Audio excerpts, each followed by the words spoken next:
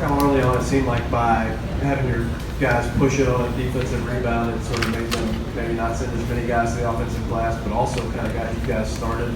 It's how we want to play.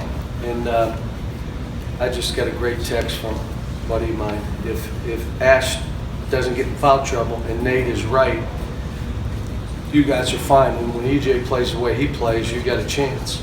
So we're still not quite there. We got to get a couple more guys playing better.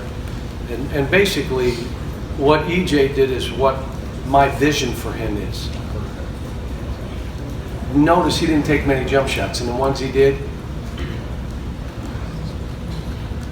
Anybody watch the game? He missed. But everything else was at the rim, at the rim, at the rim. He squared up and drove the ball. And that's all we've been trying to get him to do. Play through bumps, want to get hit. Go and ones. How about that one where the guy grabbed his arm and he still made it? How about that block down the other end? EJ was ridiculous. That's my vision of him. That's what I think he is. Now, why do you think he was able to do that? What have we been doing with him? Conditioning. They don't like it. It hurts. It's hard. The conditioning is starting to pay off. Now he's got to step on the gas and even go farther. They're up front. You may have answered this partially, but when Nick and EJ have huge games, they're not huge physical specimens. How do they counteract when they're going against somebody that strong? They got to hit first. They got to one contact. They got to play lower than the other guy. They can outrun people, which means they can react quicker to what's happening, which is what Kyle said. They outrun the big. Now you are in control of what's about to happen. If he's outrunning you because you're not in really good shape and you let go of the rope, you're tired after 3 runs, you're behind everything, and now you look like you're getting thrown around. Both Nick and EJ are becoming conditioned, big athletes. We just got to take that to another level. You know, what I'm happy, and again, those last 8 or 10 fouls that they fouled purposely, but we made free throws. That's big. I mean, we went up and knocked free throws down. Nick made his, Emmanuel made his, Ashton made his. You know, when a team's trying to foul you, you got to be able to say, you're not winning this way, we'll make these. And that was big for us. Back to Kyle. Now, did Nate get his shoulder pop back in and come back out and block a shot? I didn't ask him. Do you know any status going forward? I just said, can you play? He said yes. All right, go in.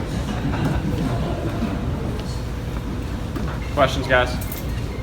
John up front. Now, given the way the Mississippi State plays, how much did you challenge Nick and EJ to respond physically after what happened at Auburn? We did drills for 2 days.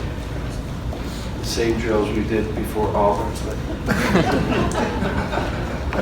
For 2 days about you must be lower than they are. If you're standing straight up and down, or as Kyle would say, erect, you are going to get knocked around. That's just what's going to happen. Bend down, get low. They're up front. Playing low and being in great condition, is that harder for big men? Yes. Yeah. How much harder? It's kind of like lifting. So when they're your size lifting, they lift like that, okay? And when you're their size and you have to lift, you got long muscles. Daryl, little short muscles.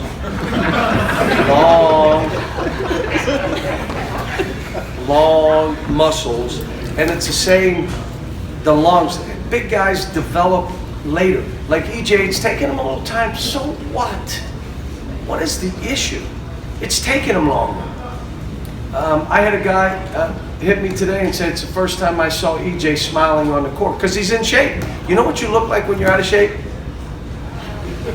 You're not smiling. You're like looking like he's now out there alert and focused and ready.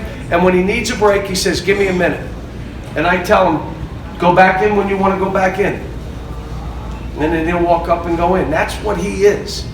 He is a premier player, one of the best players in the country. He's just not done it yet, but tonight was that first step. Now build on it. Now you're going up, you're playing at Tennessee, hard place to play. They just won tonight on the road.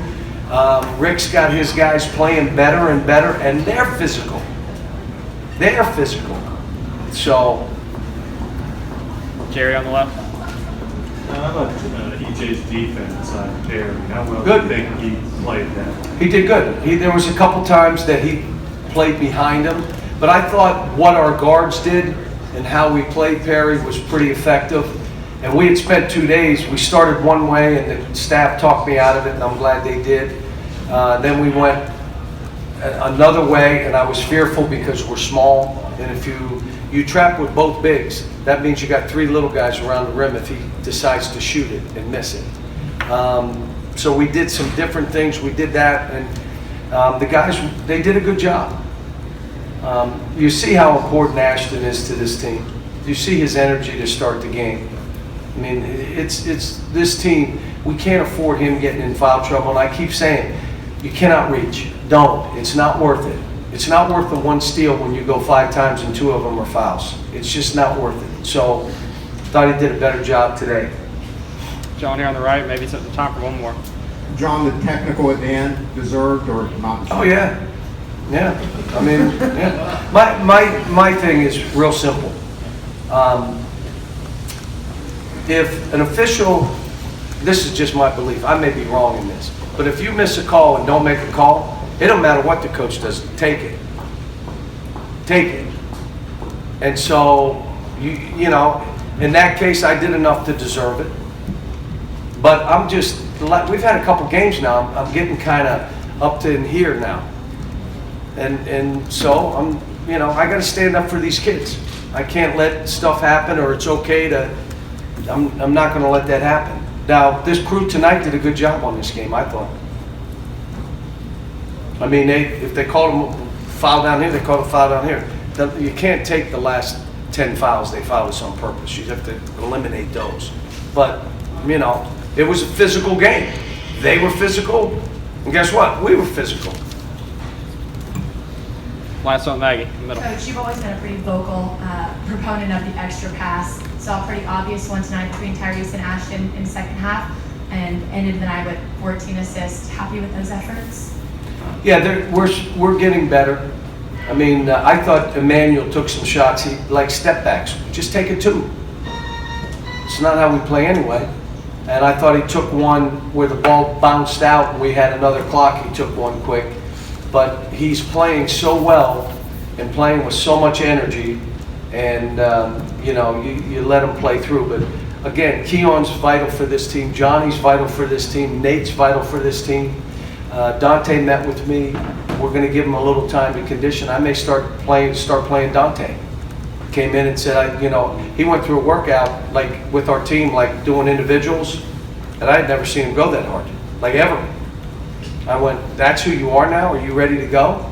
So, but what I don't want to do is use his year if I don't intend to play him. I'm not going to play him 30 seconds or a minute and then use a year up. I won't do that to the kid. But we're down to 2 and the rent is due. We could use one more guy. All right, folks.